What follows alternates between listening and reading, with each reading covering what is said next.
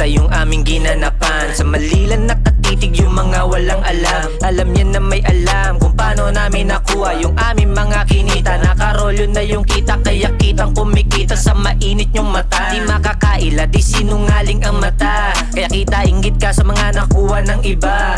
Hoy, wag kang ganyan, baguhin mo sarili mo, tulungan mo sarili mo para makuha gusto mo. Wag tingin ng tingin, ganapan mo lang din. Labanan ang kahirapan para buhay gumaan. Wag tingilan ng tingin, ganapan mo lang din. Labanan ang kahirapan para buhay gumaan.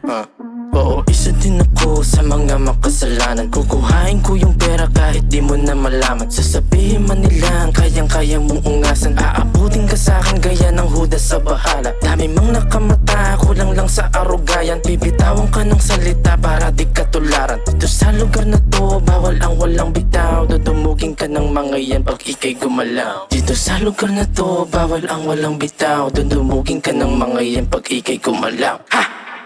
Iba-iba ng pakay kaya kailangan masanay ang buhay mo. Ihahanay kung saan dapat na babagay, kaya sabay ka lang sa agos at wag kang magpatangay. Kung sumablay, baka kulang yung todo mo ibigay. Ano na, parang sunog di maapula. Yung dala palaging kakaiba. Swabing-swabe, gagi talaga. Kasi yun naman dapat yun, di ka magpapaawat sa gusto mo marating. Kahit pa magkalamat, wag kang puro daeng. Dahil mararating sa pagtagal ang gusto mo na maging.